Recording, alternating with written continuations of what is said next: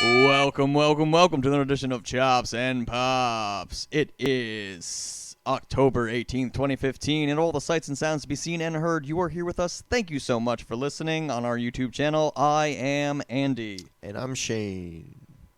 Today, NXT Respect. And we are on the precipice of quite possibly the biggest Raw ever. Let's do it. Why do you say that, Andy? Well, there's gonna be some big names there. You might have heard some of these guys. There's the Heartbreak Kid, the Shawn Michaels, The Shawn Michaels.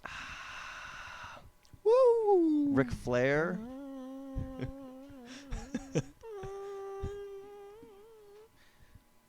Undertaker. and Who are we forgetting? There's a fourth major name. Flair, Michaels, Taker. and Brock Lesnar. I guess they're promoting Brock as the fourth.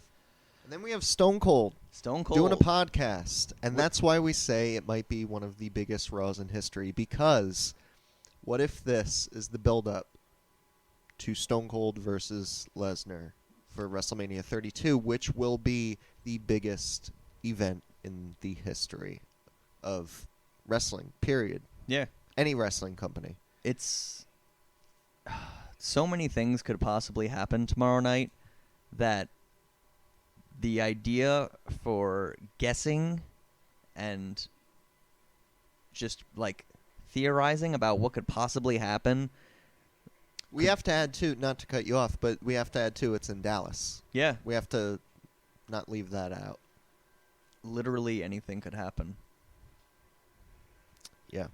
Yeah. So, from the rumors of what you've heard for WrestleMania, do you really think that it will be Austin Lesnar, or do you think it will be something else, and we're overhyping this? Because some people are saying it could still be Rock Brock. Some people say Rock Triple H, you know. I would rather see Rock Triple H than Ronda Rousey in some... Well, Rousey's not doing it, Yeah. supposedly. She has to film a movie. So, a movie. a movie. But yeah. Well, that's fine. As long as... I don't want to watch The Rock versus Brock. Yeah, I just don't. A lot of people feel like that would be the best option. I don't. I don't want to see that. I mean, obviously, Lesnar, Austin would be the number one choice. But even if we weren't to get that and Lesnar just had some other opponent, I don't think Rock versus Triple H is too much of a letdown. No. I'd be kind of psyched. It would be pretty spot heavy, and it would be interesting. I think. I think that would, because there's a long history with them. Yeah. So I mean, it's easy enough to like just reignite a feud with them, especially after last year's WrestleMania. Just like that long segment in the ring they did. Just that. It's like, hey, Triple H, remember when I took you in the middle of that Rudy Poo ring? That I'm laying the Rudy smack Poo. down. No, it was good hype. But yeah, so tomorrow has Flair there also. I'm assuming that's just for more Charlotte stuff. Yeah, most likely. Taker is building up to the Hell in a Cell match. Hmm. Although, who knows, maybe it could build up to a Taker Mania match that we don't know what it could be. I don't think it's Sting at this No. point. That's not happening. Sting's dead. D-E-D. Sting's kill. But yeah, so tomorrow night, Dallas should be exciting. A lot of stuff could happen. I would love to see Daniel Bryan come back, because that would blow could a happen. lot of minds. One of my early predictions was Sheamus still having to cash in, Daniel Bryan still having to return, Right. Daniel Bryan still having to kind of justify a Royal Rumble win Yeah. that, like, for the past 2 years he's been kind of set up for it and then never did, and to win it to go to the biggest Mania in history. Mm-hmm. I mean, I feel like 30 was kind of his story enough already. Right. You know what I mean? But if Sheamus were to have it in their whole history for WrestleMania, that could be an interesting title match. There's a lot they can go off of on that. There's a lot of bad blood. Yeah. Between them. Could you almost say that they don't have respect for each other? I would most certainly say they don't have respect for each other. But you know who does have respect for each other? NXT. Respect. Which we're probably a little late talking about, but that's okay. Yeah. And you know why it's okay? Because it was so darn tootin' good. Yeah. So tootin' good. So tootin'. What made you think it was so tootin' good? Just everything was so great on that. Dana Brooke had probably one of the best matches of her life. Baron Corbin had probably one of the best matches of his life. It was just a strong outing by like everybody. But Bayley and Sasha, that 30-minute Iron Woman match, stole my heart. It was very good. And Izzy's headband. Yeah, taunting Bailey girl. Bailey girl, Izzy. So where do you think it stands as far as all these big female matches that have been going on? Because I know you said that Becky Lynch versus Sasha was your favorite match. I of the really year. was invested into that one. Does the 30-minute match beat it? Or tie it? Or No, I liked the Brooklyn match better. than the 30-minute match? Yeah. So do I. I feel the as- same way. But I like the Brooklyn match more than I like the Becky match Right. that you do. So But the Brooklyn match to me just felt, I don't know, more important. It just, I don't know. absolutely. And I thought it would have been better if they went into like sudden death at the end.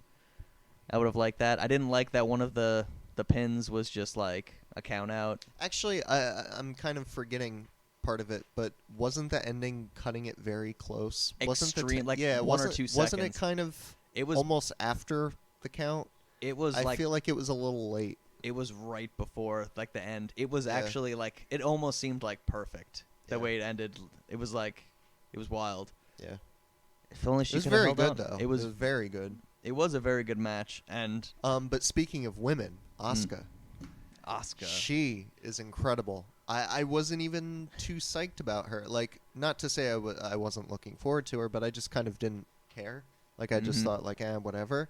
And seeing her at that pay-per-view against Dana, like you said, Dana having And- one of her best matches ever.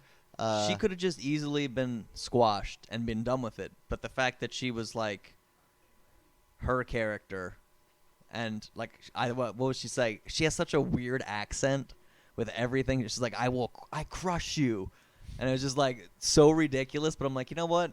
That's exactly what she should be doing. She should be like, just no, I'm Dana Brooke. Like, I could beat you. Yeah. And I loved it. I loved her and her weird accent. And you know what? Baron Corbin. Again, He did it. one of his best nights ever. He did it. Him and Chad Gable were out of control. You feel like they were the MVPs? They were just that good. Of the men that night, absolutely. That Yeah. match was like the best thing ever. There were so many flipping and spinning, and I feel like it was kind of like flip-flopped to where like the stars of NXT kind of had just mediocre nights. yeah, And it was the crappy people that were standing out that night. it's Like not with Chad Gable's case. Like I Right. love Chad Gable. Let me tell you that. What I don't know what he calls it, like the chaos theory or whatever he calls that thing he does. I don't know. The bridge German suplex thing. Mm-hmm. He shouldn't be able to do that with Baron Corbin. But he did it. Oh, Gable. He's so great. I hope he doesn't just disappear because he's so tiny. I don't know. He looks like he's gonna have a good run with NXT.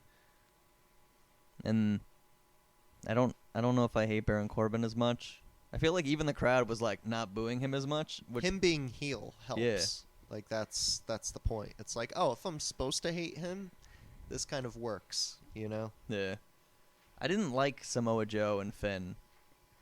I'm not a big Samoa Joe fan. I feel like I've brought that up a couple times on the show. I but tried to give him a chance. I've been trying, and I don't get it. I don't understand why everyone's like, no, Samoa Joe, he's the guy. And it's like, is he? Is he really the guy? Because I feel like the only times I get invested in him is when he's super stiff in the ring, because it's like, oh my god, he's like Lesnar style, Right. you know, where he's just like a beast, you know.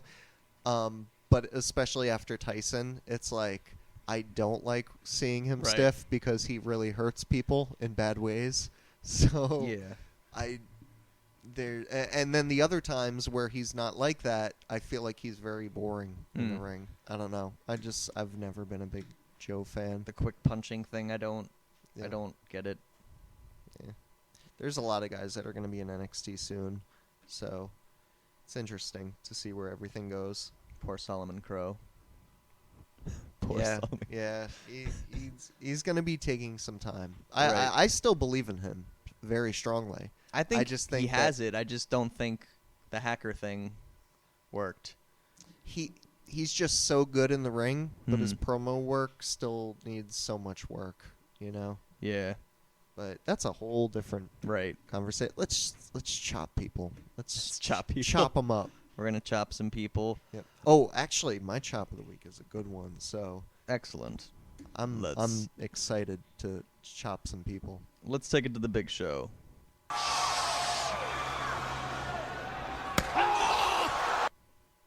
Oh yeah. Chop. Big chop. The only thing that Big Show is good for is that sound clip. Pretty much. Pretty much. Maybe like 1 or 2 matches, and that's it. And I think I've seen both of those matches. Yeah. Actually, again, this is a conversation for a whole different day, but one of my favorite Big Show matches of all time was literally 2 minutes long. Yeah. Like, I'm not even just saying that because I don't like Big Show. Like, I actually really, really enjoyed a 2-minute match of his. It was with William Regal, but that's a whole different. What's your chop of the week? So, my chop of the week actually goes to. It's almost like a drum roll if I tap on the microphone. Yeah. So my chop is going to Ricochet.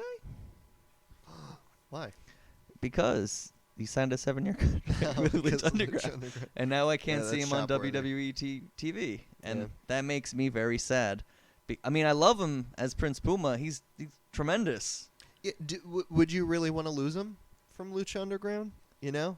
I don't know. I have a feeling he's gonna be like murder, death, killed a lot in the beginning of this season. I feel like this is gonna be like his redemption season, where like season 1 was like his rise to power and him being on top until the end.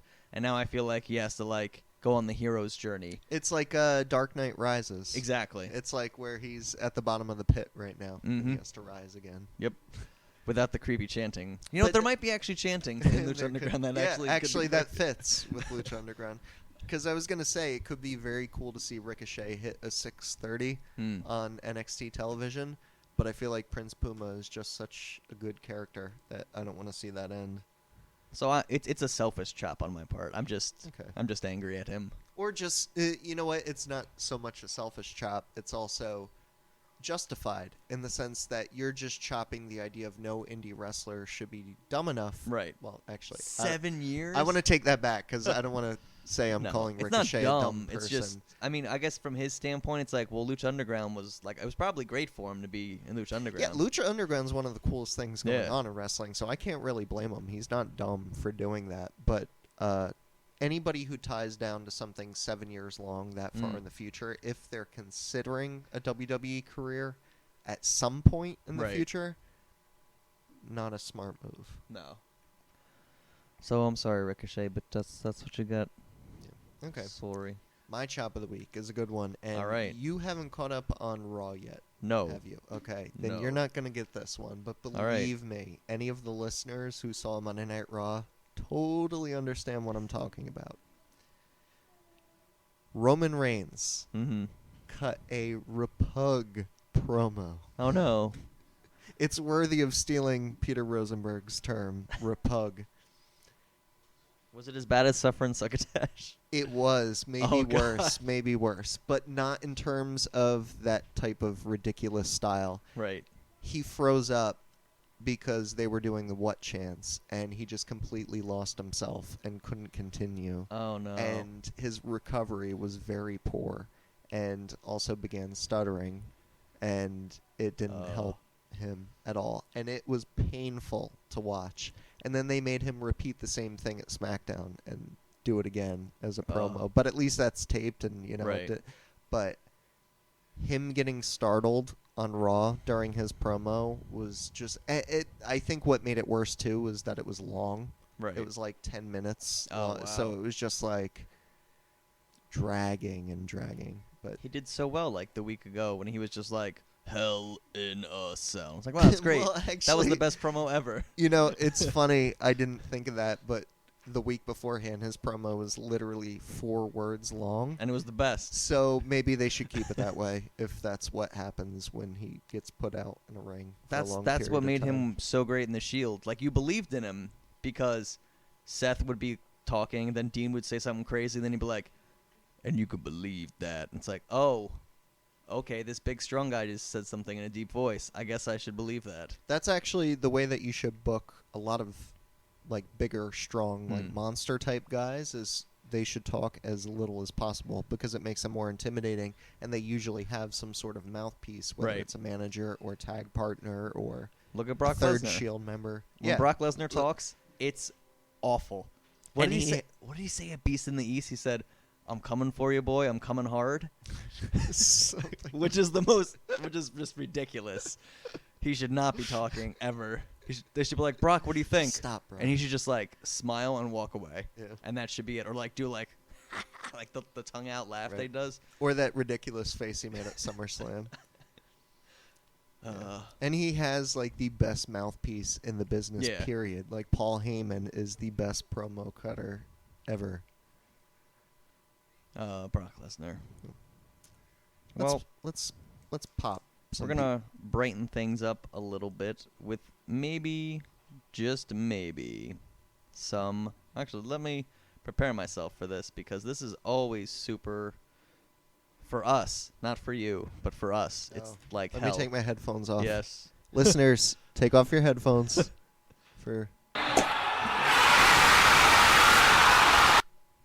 Now put them God. back on. You crazy Canadians, you Canucks. Hey, good luck, good job. You Blue Jays. You made it to the. Almost Yeah, World but Series. it's 2-0. Yeah, they're not. Royals doing are so. beating them. Did you see the sign that one of the Kansas City people had? No. Oh my God. It was. It said our mayor smokes ribs, not crack.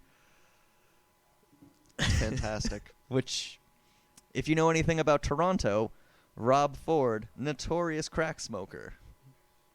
And apparently he's known for getting drunk at his desk. Great guy, Rob Ford. But Toronto's such a great city. It is. I can't even get mad at Rob Ford. Even as bad as he was as a mayor, that city ran very well. Yeah. So. And it seemed like people really cared about politics. They do. That they're very passionate about what's going on, which makes it very interesting Yeah. that Rob Ford ended up where he did. I guess he was good enough for a minute to convince people. Maybe people just like that whole straightforward approach. Remember we were at the Pizza, Yeah. and there was a guy that Oh, who just you started voting talking for? to It's us like, when we're watching. Yeah. It was some sort of debate between Rob Ford and 2 of the people running. One was a female. Right. And I can't remember the third person, but it was on the TV in the Pizza, and some random Toronto native started talking to us. Torontonian. Is that what they call themselves? A Torontonian? A Toronton? Well, that's bad. We're probably. I don't know. We have a lot of Canadian listeners too. Because we love Canada. Yeah. Over here in Tom's River, New Toronto, Jersey. we do. We've We do. only been to Toronto. Well, really, I and think Niagara. I figured out I love Ontario. Okay. Like the province Yeah, of Ontario. that's fair to say. Because a lot of stuff in Ontario, like I think Wonderland was in Ontario. Yeah, Winter Wonderland. Winter It's not Winter Wonderland at all. Canada's Wonderland. Canada's Wonderland was fantastic. Niagara Falls is fantastic. Toronto's fantastic. Mississauga, a suburb of the great city of Toronto, quite good too.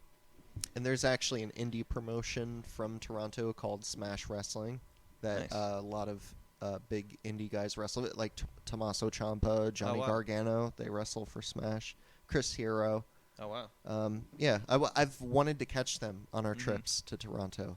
We're digressing We're off. so much. Nobody cares about our trips. No. Let's do our pop of the week. Poppin'. Okay, so my pop goes to. Probably gonna cut that. No, that was great. That was really good. Kevin Owens, because Kevin Owens is possibly the greatest human being ever. Could always pop of the week, Kevin Owens. You really can, Why this week? because I was very far removed from wrestling all week, and the one thing that I did happen to see is that I saw a headline. It was like one of those like clickbait headlines where it's like Kevin Owens wants Paige fired. Like wrote a letter to Vince to get Paige fired. I'm like, what? I'm like, what happened? I'm like, oh no, this must be like some juicy gossip. I'm like, oh, maybe there's some backstage antics. And it was literally like Vince, Paige threw a Sharpie at my head. I want her fired. Kevin. That's it. That's fair argument. That's the best. That's great. He's just a great character. It's him. That's who he is. He's just fully committed to being Kevin Owens. I would love it if I saw in the headlines a serious headline that said Vince fires Paige, overthrown Sharpie. Well, and just a picture of Owens smiling. Just that would be wonderful.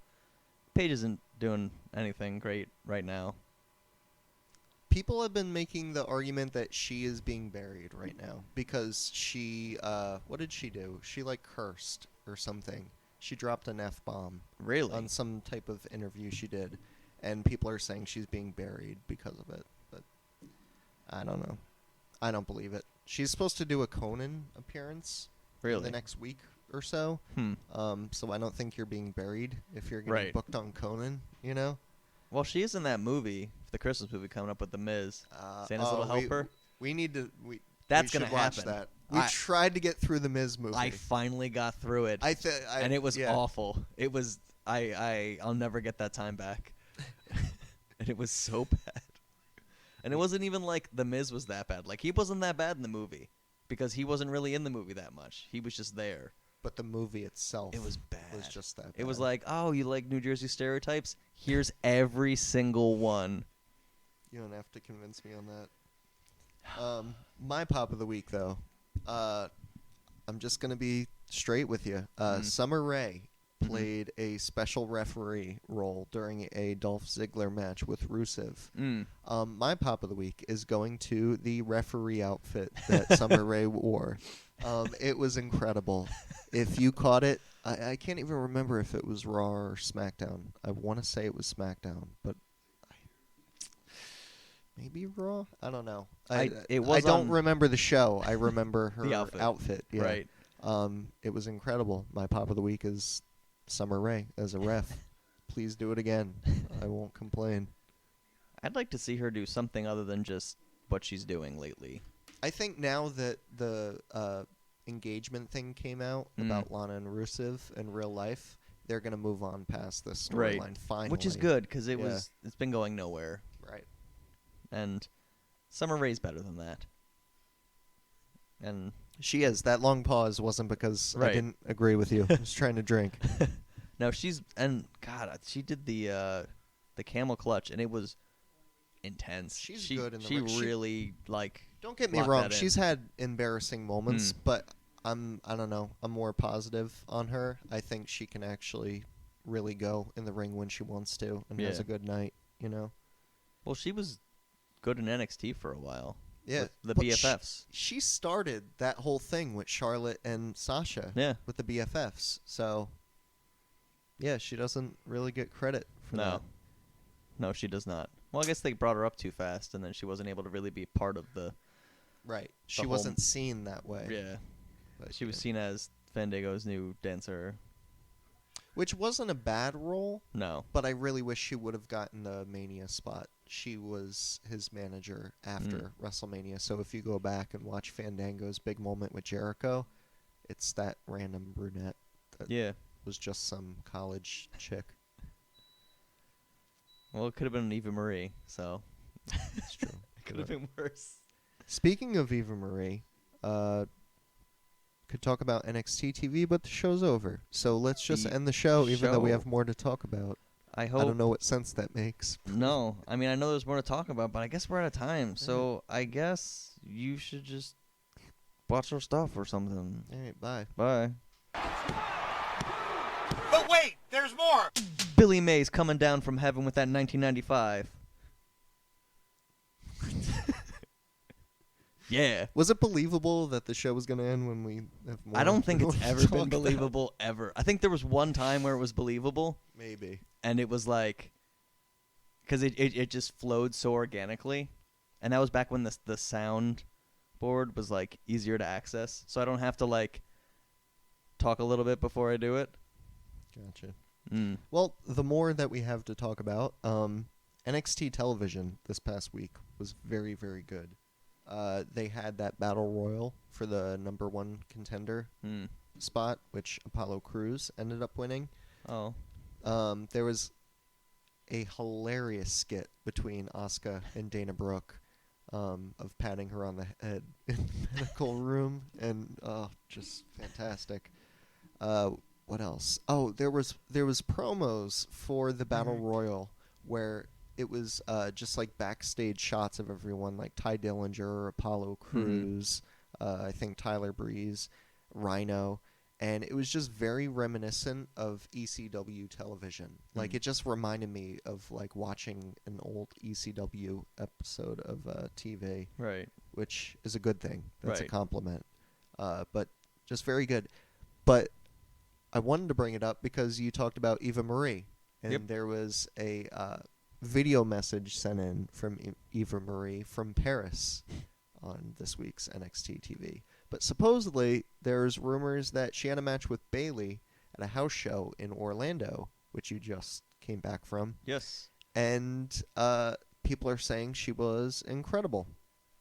Do you believe it? I do. Because it is my theory that it is just one big work, that she's that bad. Brian Kendrick spoke very highly of her, and if she's doing what she's doing in the ring, and that's speaking highly, I don't know if I can ever trust Brian Kendrick again. And I choose to trust the Brian Kendrick. Yep. Trustworthy man. Speaking of NXT, though, Sami Zayn appeared at Evolve Wrestling, which is a huge deal. The fact that WWE is openly working with an independent promotion right now. And there was something else. Oh, the WWE.com article. They posted an article about Evolve Wrestling and the future of the business.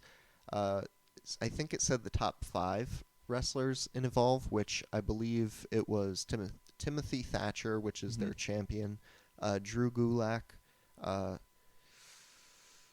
Zack Sabre Jr., who is kind of huge in Japan too.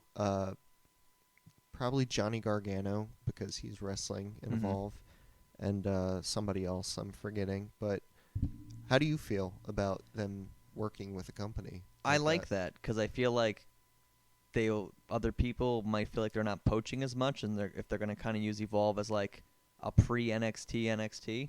Like, you go from Evolve to NXT to WWE, so it's more of like it's more of a progression as a wrestler than anything else. Like, okay, you learn how to wrestle in Evolve, you get your wrestling credentials up, and then you move to NXT, and then you work on your TV time and your promo characters. Exactly, And then like you how move to work in front of a camera. Exactly. And then you move your way into the main roster, and then hopefully, your star takes off. Yeah. Or you Bo Dallas. There's always that as the second option.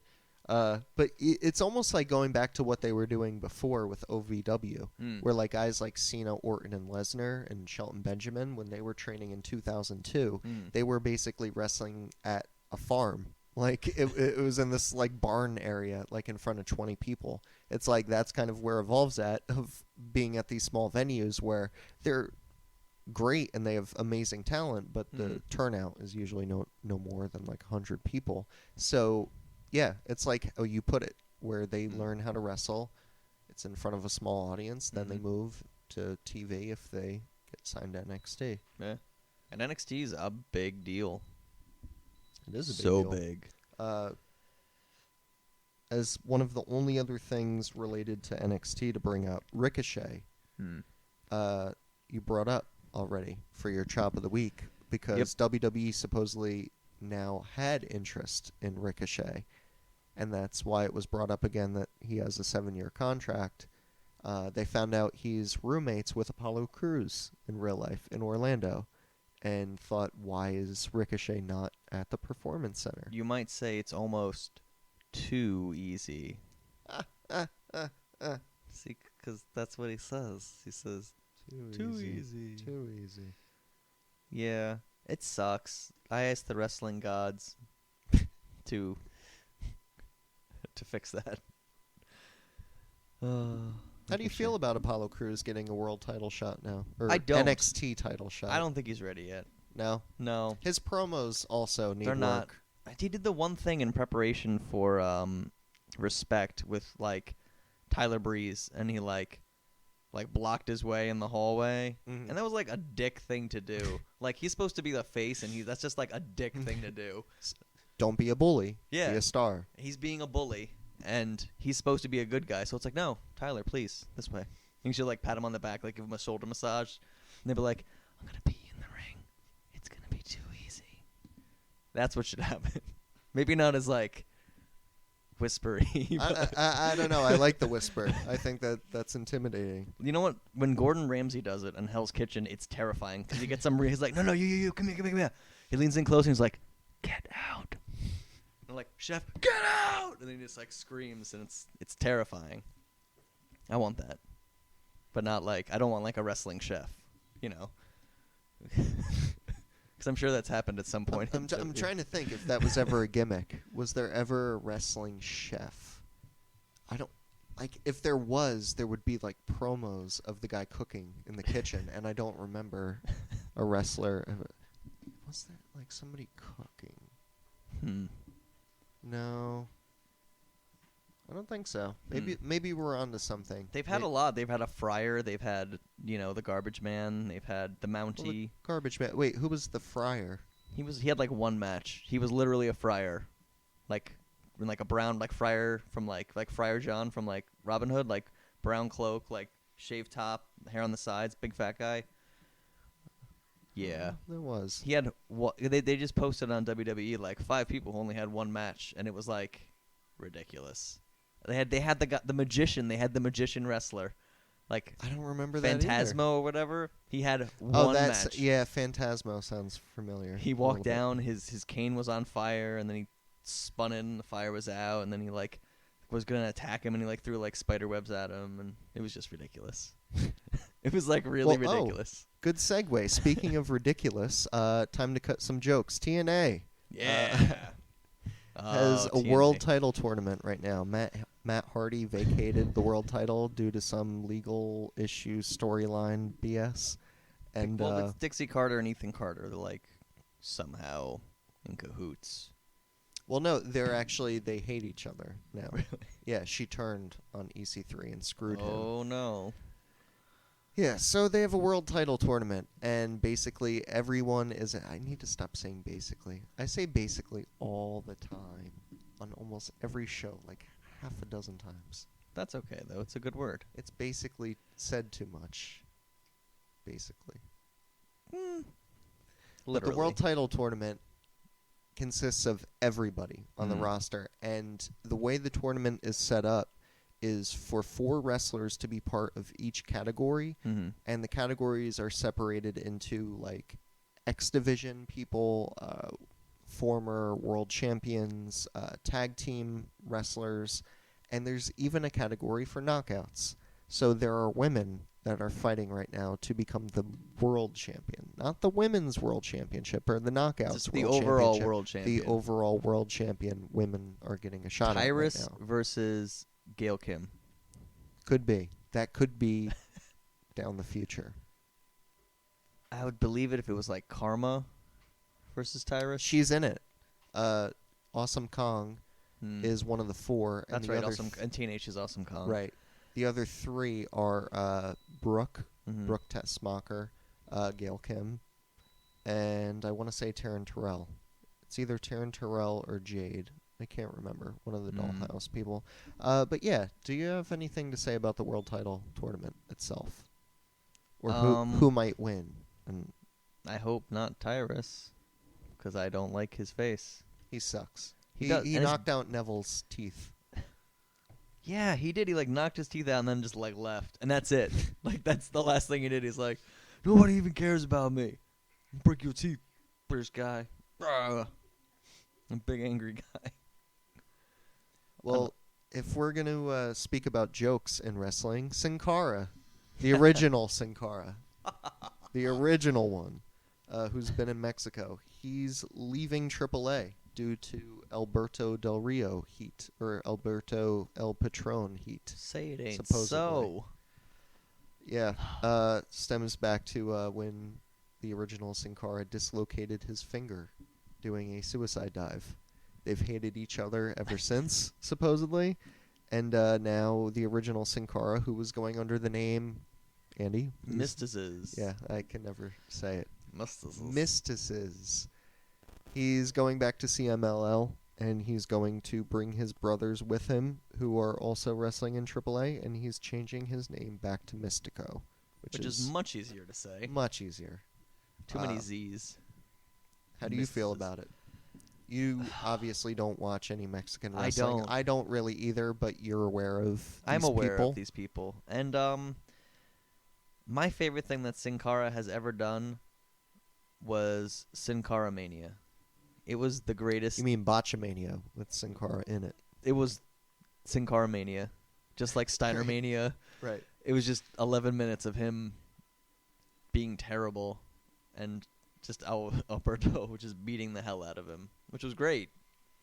I don't really get it with him. I don't get why he's so great. Like I know if he could connect with a lot of his moves most of the time, it would probably be really great.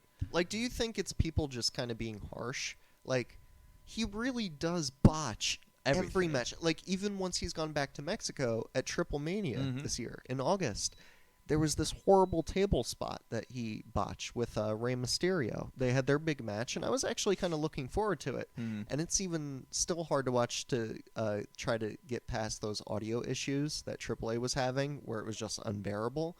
But even when you try to get past that, to just watch the match, Sin Cara was just botching terribly, and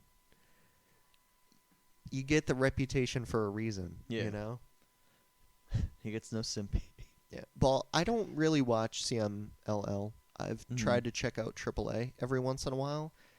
After they bombed so hard at Triple Mania, I haven't had the urge to try to watch them anymore. So Is CMLL the one that has like clown wrestlers? yes. I've seen some of that, and I don't get it. I think it's called Psycho Circus. Yeah. I believe. Clowns. Doink was the only clown that could wrestle, as far as I'm absolutely. concerned. Absolutely. Doink's the man. So I take part of that back because CMLL is the only promotion that New Japan works with. Okay. Every year after Wrestle Kingdom, they do a tour with CMLL where CMLL goes to Japan for like a 10-date tour and has it's kind of like their what's the word I'm looking for? Like reset. Like they're hitting the reset button after like their big WrestleMania. It's just like I don't want to say boring, but just like a more laid back thing to do where like the storylines have concluded, so they're just like, oh, here's some Mexican wrestlers here as like just foreign exchange students, like here to just have some matches, you know. The CMLL foreign exchange program. Yeah. So I see CMLL when they do that, and that's usually every year in like January, February. Speaking of New Japan, though, and Wrestle Kingdom. Really good with the transitions. Right. They announced a Super Junior Tag Team Tournament, which they've always had the best of the Super Juniors as a tradition for like 25 years now. They're doing a tag team tournament this year, though. It's going to feature the Young Bucks, Red Dragon, Roppongi Vice, a team consisting of Jushin Thunder Liger and Tiger Mask 4. Are the Time Splitters going to be doing anything special because of October 21st being 3 days away? It's so funny you said that because, yes, they are. It's just that it's not going to land on the 21st. That's the problem. Well, if they just use their time machine, they could make it happen. Good point. They're doing this tournament. As part of this tournament, it's kind of a really big deal, even though the Kuruken Hall shows that are like part of a tour leading up to a pay-per-view aren't always the biggest deal, especially depending on the time of year or whatever. The one on October 24th leading up to the pay-per-view, Kuruken Hall, Time Splitters are main eventing. Oh. They're main eventing in a tag team match that's part of this tournament against Matt Sydal and Ricochet. Oh. They're a tag team. That's...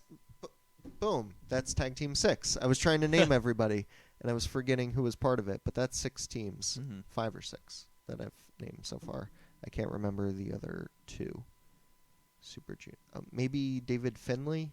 Finley's son, who's Okay. been touring over there. He might be partnering with some.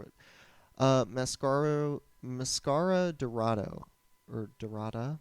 He's partnering with Raisuke Taguchi. Yeah. So that's almost everybody. I can't think of everything. But I bring up New Japan for that reason and because the main event for Wrestle Kingdom is set. It's going to be Okada versus Tanahashi, which is the same event that was last year's. I thought that sounded familiar. Yeah.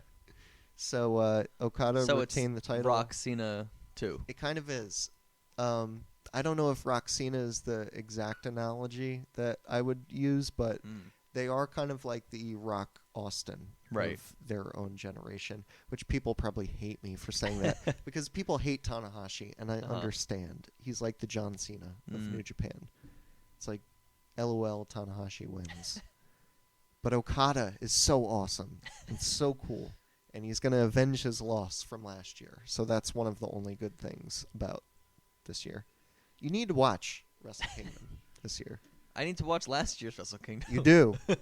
I still say for all the great matches that have happened for 2015, and I've separated them from company to company, even if I factored everybody together, best match of 2015 was at Wrestle Kingdom this year. It was Nakamura and Ibushi. Wow. So good. But yeah, looking forward to that. I only have 2 things left to bring up. All right. Davey Boy Smith Jr. He obtained the legal right to use the trademark of the British Bulldog name. Woo! Kind of just a happy news story. I don't know. I don't know the whole story behind him fighting for the trademark, but supposedly he's been trying to get it for a long time now.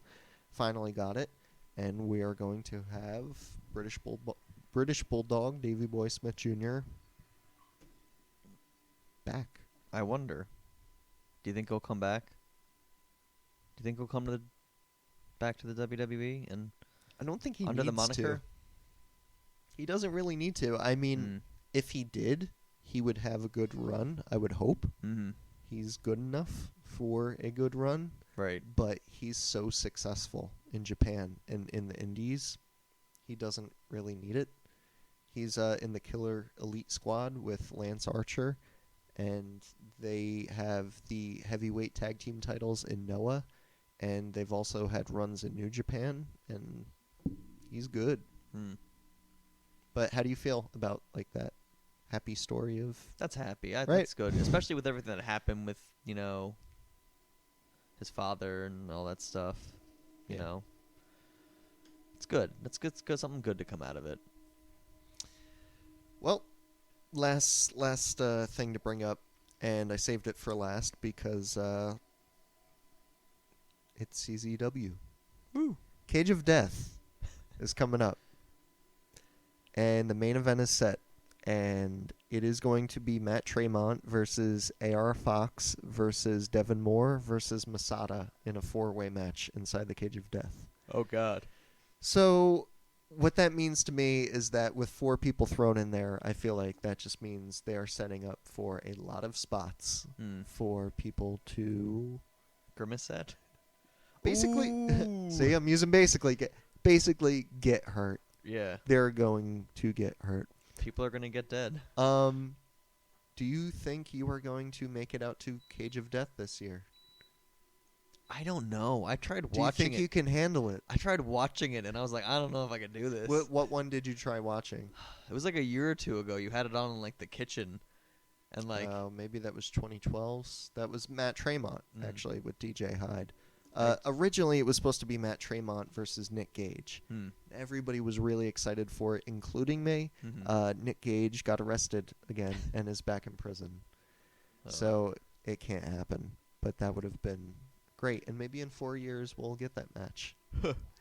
But we're getting a 4-way match with Tremont Fox. I love AR Fox. He's one of my favorite. Devin Moore is a deathmatch style guy, so he's going to be the one landing on crazy glass and shit. And Masada, too, is a deathmatch wrestler. And should be interesting. And we'll talk about that when it gets closer. That's it. That's all I got. That's... WWE 2K16 comes out very soon. Forgot about that. I pre-ordered it because I realized I really wanted the Terminator for some reason. Even though apparently if you pre-ordered it from the PlayStation Network and like did a digital download of it, you would have gotten like this whole like Stone Cold Steve Austin theme for your PlayStation. So every time you moved it around, it'd be like, what? And then glass would break and stuff. It would be sounded awesome. That actually does sound awesome. Vinny was telling me about it, and it made me sad that I didn't know about it. And I'm like, well, I just went to GameStop, which is what I always do.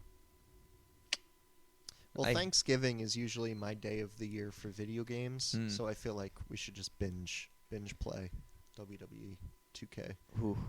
Well, there's 120 something people to play as. I think that's enough. That's a lot. That's a lot of I'm people. just gonna be Ambrose, so it's fine. Who do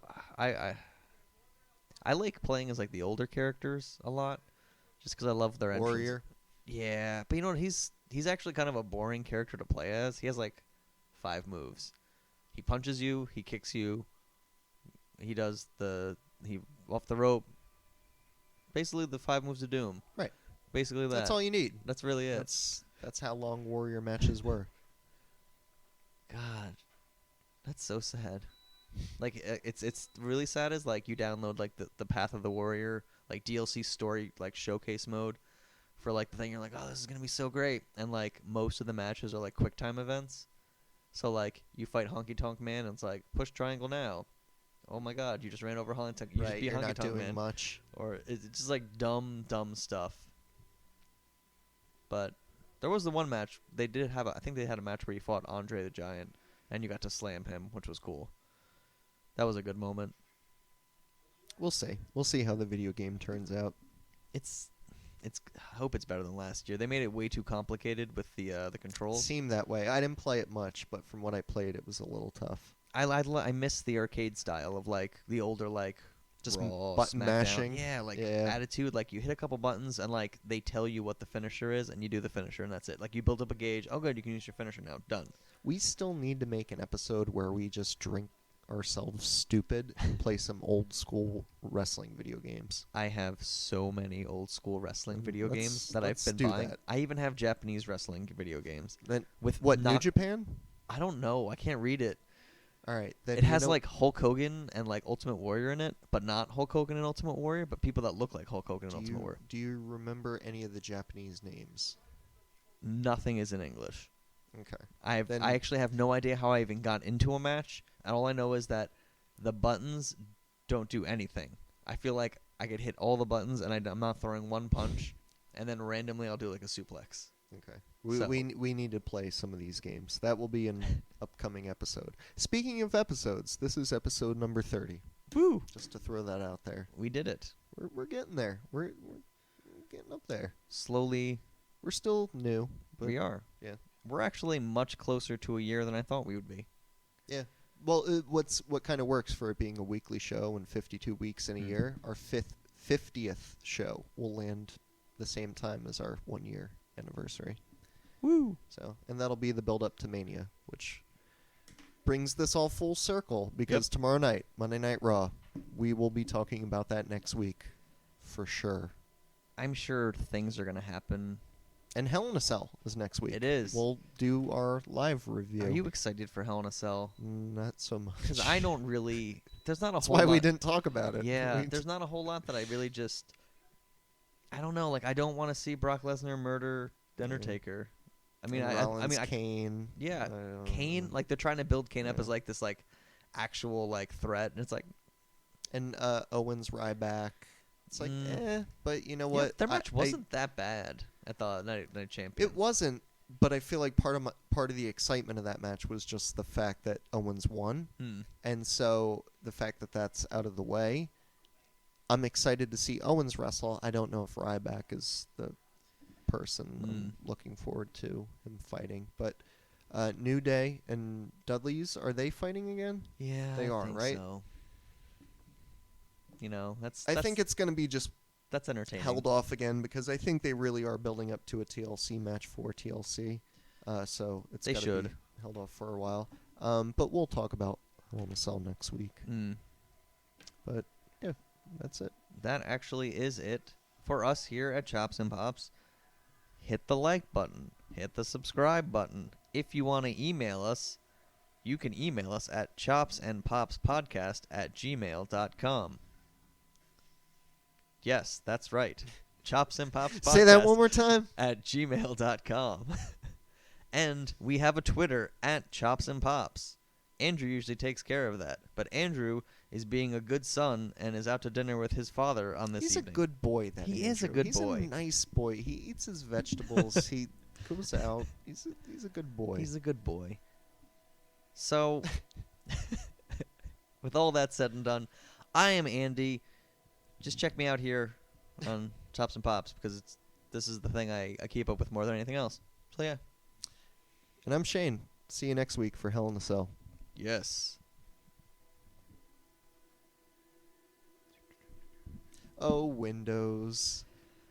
You and your computer things. It's Hesitating to play outro Everything. music. There you go. See you next week.